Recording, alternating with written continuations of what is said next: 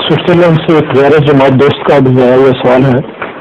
वो जिक्र करते हैं कि पिछले दिनों अपने चंद दोस्तों के साथ एक वफात के मौके पर मैं अफसोस के लिए गया। जब हमने दुआ के लिए हाथ उठाए तो जो अहमदी हजरात वहाँ मौजूद थे वो हमारे साथ शामिल नहीं हुए। सवाल ये है कि ये दुआ करना क्यों जायज़ नहीं, जबकि किसी मरने वाले के लिए दुआ करना तो अच्छी बात है। दुआ करना जायज़ है, लेकिन दुआ को रस्म बनाना जायज़ नहीं। अहमदी गैर अहमदी रिश्तेदारों के या दूसरे बुजुर्गों के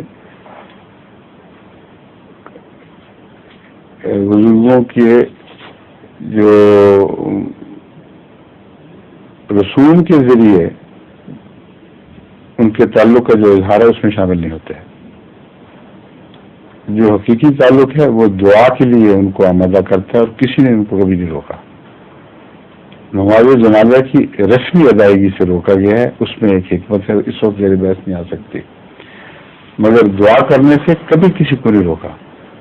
दुआ सिर्फ मुशरिक के लिए मना है जो फौत हो चुका हो। उसके लिए नबी को भी इजाजत नहीं कि अपने बुजुर्गों के लिए, अपने आबाजात में से किसी के लिए जो मुशरिक हो, फौत हो चुका हो, उसके लिए दुआ करे। लेकिन हम जब जाते हैं दूसरों इनके यहाँ तो उनकी कब्रों पर भी दुआ करते हैं, उनसे मिलते हैं तो उनके लिए दुआ करते हैं। दुआ से कहीं किसी अहमदी को नहीं रोका गया।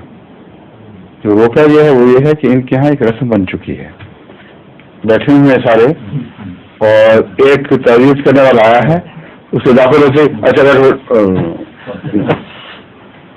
ये जो चीज है ये निहायत ही बेहुदा रस्म है, दुआ का मजाक है, दुआ का इस्तिग़फ़ाफ़ है, दुआ के साथ गुस्ताखाना सलूक है।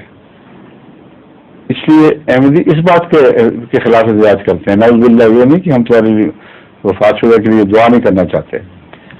तो कौसर न्याजी साहब मरहूम का बेटा जवान फौत हो गया था, तो चूंकि इनके ताल्लुकात थे इसलिए मैं ताज़ियत के लिए इनके यहाँ गया, मगर मैंने पहले पैगाम भिजवा दिया है कि वहाँ कोई और ना बैठा हो, क्योंकि मैं ये पसंद नहीं करता कि वो जाते यूँ करें और मैं ना करूं तो वो समझें कि मैं मज़हबन इस बात का कायल ही नहीं कि आपके बेटे के लिए दुआ हो सकती है।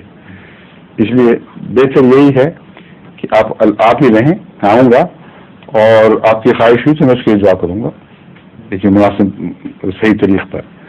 चुनांचे मैंने वहाँ जाकर उस बच्चे के लिए दुआ भी की।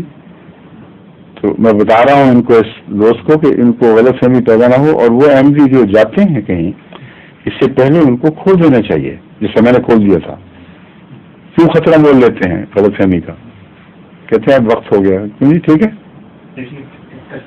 अच्छा, तो उनको ये समझा दें, और सब दुनिया में जो अहमदी सुन रहे हैं वो कहीं ताज़ियत के लिए जाए तो उनको बता दिया करें कि हम दुआ करेंगे, करते भी हैं, लेकिन ये जो तुम्हारी रस्म है ये दुआ की रूह के मुनाफी है, इसलिए हम मजबूर हैं, इसमें शामिल नहीं हो सकते, बल्कि तुम भी ना ये किया करो। और हज़रत मसीह मौद अलैहिस्सलाम यही रस्में बद रस्में तोड़ने के लिए, इस्लामी बद रस्मों को तोड़ने के लिए आया है।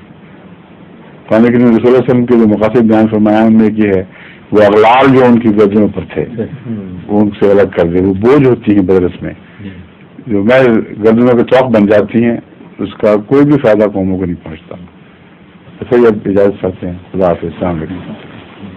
ज़हूरे महदिये आखिर ज़मान